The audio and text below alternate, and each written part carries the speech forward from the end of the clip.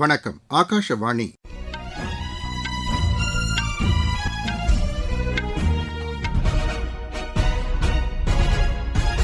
செய்திகள் வாசிப்பவர் ரெங்கநாதன். தலைப்புச் செய்திகள். பிரதமர் திரு நரேந்திர மோடி கத்தார் மன்னர் திரு ஷேக் தமீம் பின் ஹமாத் அல்தானியுடன் தொலைபேசி வாயிலாக பேச்சு நடத்தியுள்ளார். உலகளாவிய சிக்கல்களுக்கு இடையிலும் கடல்சார் வர்த்தகத்தை பாதுகாக்க ஒருங்கிணைந்த நடவடிக்கைகள் மேற்கொள்ளப்பட்டுள்ளதாக மத்திய கப்பல் போக்குவரத்துத்துறை அமைச்சர் திரு சர்பானந்த சோனோவால் கூறியுள்ளார். மேற்கு வங்கத்தில் பிஜேபியும் கேரளத்தில் காங்கிரஸ் கட்சியும் சட்டப்பேரவைத் தேர்தலுக்கான இரண்டாவது வேட்பாளர் பட்டியலை வெளியிட்டுள்ளன. மேற்காசியாவில் தொடர் தாக்குதல்களை அடுத்து பதற்றம் அதிகரித்துள்ளது. உத்தரப்பிரதேசம், ஹிமாச்சல பிரதேசம், பஞ்சாப் உள்ளிட்ட மாநிலங்களின் சில இடங்களில் இன்று கனமழை பெய்ய வாய்ப்புள்ளதாக வானிலை ஆய்வு மையம் தெரிவித்துள்ளது. இனி விரிவான செய்திகள். பிரதமர் திரு நரேந்திர மோடி கத்தார் மன்னர் திரு ஷேக் தமீம் பின் ஹமாத் அல்தானியுடன் தொலைபேசி வாயிலாக பேச்சு நடத்தியுள்ளார். இந்த பேச்சுவார்த்தையின்போது ரமலான் வாழ்த்துக்களை கத்தார் மன்னருக்கு தெரிவித்ததாக பிரதமர் குறிப்பிட்டுள்ளார். கத்தாரின் எரிசக்தி உட்கட்டமைப்புகள் மீது நடத்தப்பட்ட தாக்குதல்களுக்கு கண்டனம் தெரிவித்ததாகவும் கத்தாருக்கு இந்தியா துணை நிற்கும் என உறுதி அளித்ததாகவும் அவர் கூறியுள்ளார். அங்குள்ள இந்திய சமூகத்தினருக்கு கத்தார் வழங்கி வரும் ஆதரவுக்காக அந்நாட்டு மன்னருக்கு நன்றி தெரிவித்ததாகவும் பிரதமர் குறிப்பிட்டுள்ளார். மேற்காசிய பகுதியில் அமைதியும் ஸ்திரத்தன்மையும் நிலவ இந்தியா ஆதரவு அளிக்கும் என்று அவரிடம் உறுதி தெரிவித்ததாக திரு நரேந்திர மோடி கூறியுள்ளார். உலகளாவிய சிக்கல்களுக்கு இடையிலும் கடல்சார் வர்த்தகத்தை பாதுகாக்க ஒருங்கிணைந்த நடவடிக்கைகள் மேற்கொள்ளப்பட்டுள்ளதாக மத்திய கப்பல் போக்குவரத்துத்துறை அமைச்சர் திரு சர்பானந்த சோனோவால் கூறியுள்ளார். புதுதில்லியில் நேற்று நடைபெற்ற கப்பல் மற்றும் துறைமுகம் சார்ந்த பிரதிநிதிகளுடனான கலந்தாய்வு கூட்டத்தில் பேசிய அவர், மாறிவரும் சூழலுக்கு ஏற்ப கடல்சார் சரக்கு போக்குவரத்தை திறம்பட மேற்கொள்ள வேண்டியது அவசியம் என்றார். வழித்தடங்கள் மற்றும் கப்பல் போக்குவரத்து தொடர்பான அட்டவணைகளில் மாற்றம் ஏற்படுவதால் சரக்கு போக்குவரத்தில் ஏற்படும் தாமதங்களை குறைப்பதில் கவனம் செலுத்த வேண்டும் என்று அவர் கேட்டுக் கொண்டார்.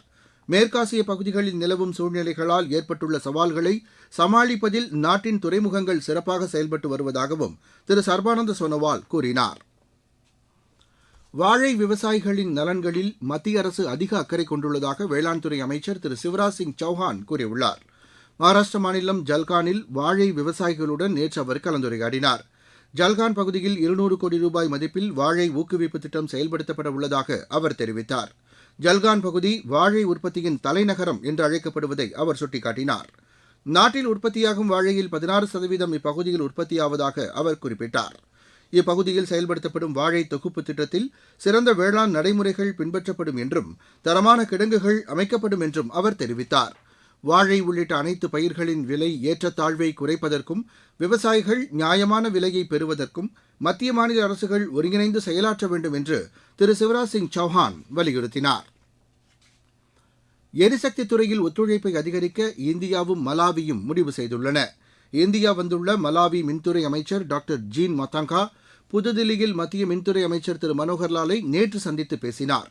புதுப்பிக்கத்தக்க எரிசக்தி, மின்துறையில் திட்டமிடல் உள்ளிட்டவை குறித்து இரு அமைச்சர்களும் ஆலோசனை நடத்தினர். இந்தியாவும் பிரான்சும் இணைந்து தொடங்கிய சர்வதேச சூரிய சக்தி கூட்டமைப்பில் மலாவி இணைந்துள்ளதற்கு திரு மனோகர்லால் மகிழ்ச்சி தெரிவித்தார்.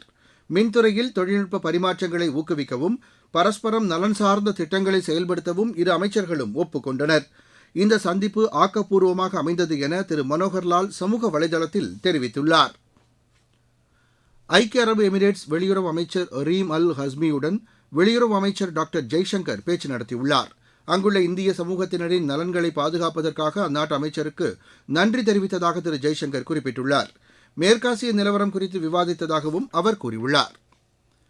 இந்தியா, இங்கிலாந்து இடையேயான வர்த்தக ஒத்துழைப்பு அதிகரித்து வருவதாக மத்திய வர்த்தக அமைச்சர் திரு பியூஷ் கோயல் கூறியுள்ளார். இந்தியா வந்துள்ள இங்கிலாந்து நாடாளுமன்ற வர்த்தக குழுவின் பிரதிநிதிகளுடன் நேற்று அவர் புதுதில்லியில் ஆலோசனை நடத்தினார்.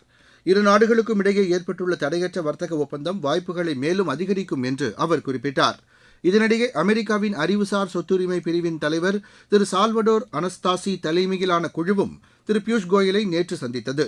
அறிவுசார் சொத்துரிமை சட்டங்களை மேம்படுத்துவது, இதில் உலகளாவிய ஒருங்கிணைப்பை மேம்படுத்துவது, வணிகம் செய்வதை எளிதாக்குவது ஆகியவை குறித்து அமெரிக்க குழுவினருடன் ஆலோசனை நடத்தியதாக திரு பியூஷ் கோயல் தெரிவித்துள்ளார்.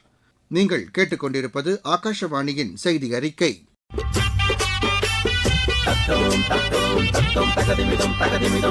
வாக்காளரே வணக்கம், நீங்க வாக்களிச்சா நாடு செழிக்கும். வாக்காளரே வணக்கம், நீங்க வாக்களிச்சா நாடு செழிக்கும்.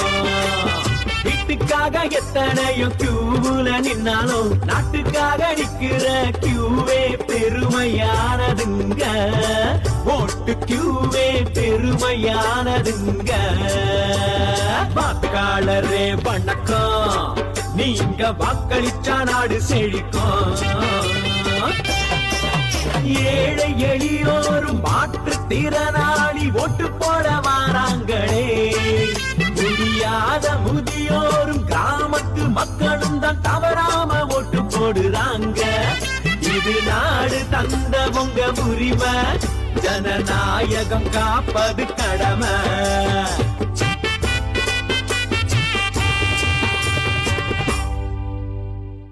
சட்டப்பேரவைத் தேர்தல் நடைபெறும் மேற்குவங்கம், கேரளம் உள்ளிட்ட மாநிலங்களில் அரசியல் நடவடிக்கைகள் தீவிரமடைந்துள்ளன. மேற்குவங்கத்தில் 111 பேர் அடங்கிய இரண்டாவது வேட்பாளர் பட்டியலை பிஜேபி நேற்றிரவு வெளியிட்டுள்ளது. இதில் முன்னாள் மத்திய அமைச்சர் திரு நிசித் பிரமாணி உள்ளிட்டோர் வேட்பாளர்களாக அறிவிக்கப்பட்டுள்ளனர். மேற்குவங்கத்தில் மொத்தமுள்ள 294 சட்டப்பேரவை தொகுதிகளுக்கு அடுத்த மாதம் 23 மற்றும் 29ஆம் தேதிகளில் 2 கட்டங்களாக தேர்தல் நடைபெறவுள்ளது. இந்நிலையில் பிஜேபி இதுவரை 256 தொகுதிகளுக்கான வேட்பாளர்களை அறிவித்துள்ளது. கேரளத்தில் காங்கிரஸ் கட்சி இரண்டாவது வேட்பாளர் பட்டியலை வெளியிட்டுள்ளது. நேற்றிரவு வெளியிடப்பட்ட வேட்பாளர் பட்டியலில் 37 வேட்பாளர்களின் பெயர்கள் இடம்பெற்றுள்ளன. மாநிலத்தில் உள்ள 140 தொகுதிகளில் காங்கிரஸ் கட்சி 92 தொகுதிகளுக்கான வேட்பாளர்களை அறிவித்துள்ளது. புதுச்சேரியில் தொகுதி பங்கீடு குறித்த பேச்சுவார்த்தை அரசியல் கட்சிகளிடையே தீவிரமடைந்துள்ளது. தமிழகத்தின் திருச்செந்தூரில் நேற்று செய்தியாளர்களிடம் பேசிய என்ஆர் காங்கிரஸ் தலைவரும் புதுச்சேரி முதலமைச்சருமான திரு ரங்கசாமி பிஜேபியுடன் பேச்சுவார்த்தை நடைபெற்று வருவதாக தெரிவித்தார். இதனிடையே சென்னை விமான நிலையத்தில் செய்தியாளர்களிடம் பேசிய காங்கிரஸ் மேலிட பொறுப்பாளர் திரு கிரீஷ் சோடங்கர் புதுச்சேரியில் திமுக காங்கிரஸ் கூட்டணியில் பேச்சுவார்த்தை சுமூகமாக நடைபெற்று வருவதாக தெரிவித்தார். மேற்காசியாவில் தொடர் தாக்குதல்களை அடுத்து பதற்றம் அதிகரித்துள்ளது. அப்பகுதியில் உள்ள எரிசக்தி கட்டமைப்புகள் மீது தாக்குதல்கள் அதிகரித்துள்ளது. பொதுமக்கள் மற்றும் உட்கட்டமைப்புகள் மீதான ஈரானின் தாக்குதல்கள் கண்டிக்கத்தக்கது என 12 அரபு நாடுகளின் வெளியுறவு அமைச்சர்கள் கூட்டாக அறிக்கை வெளியிட்டுள்ளனர்.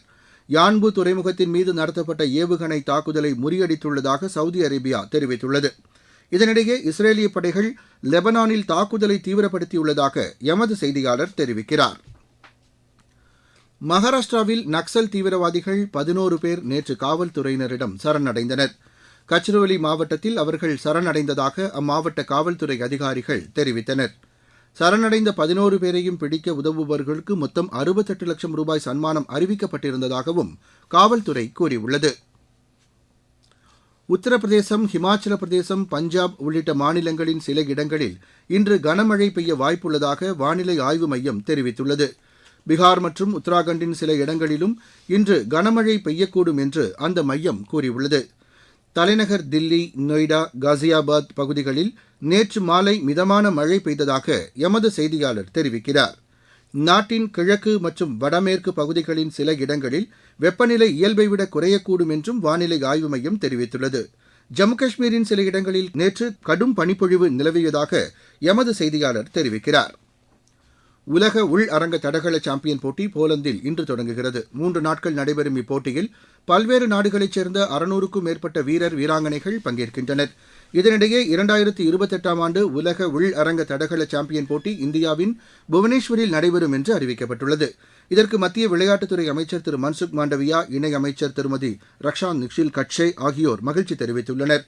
இந்திய ஓபன் ஸ்குவாஷ் போட்டியில் இந்தியாவின் அபய் சிங், அனாகத் சிங் மற்றும் ஜோஸ்னா சின்னப்பா வெற்றி பெற்று 2வது சுற்றுக்கு முன்னேறியுள்ளனர். மும்பையில் நடைபெற்று வரும் இப்போட்டியில் அபய் சிங் ஹாங்காங்கின் மேத்யூவை வென்றார். மகளிர் பிரிவில் அனாகத் சிங் எகிப்தின் ஃபரிதா வாலிதை வென்றார். மற்றொரு போட்டியில் ஜோஸ்னா சின்னப்பா அயர்லாந்தின் பிசினை வென்று அடுத்த சுற்றுக்கு முன்னேறினார். மீண்டும் தலைப்புச் செய்திகள்.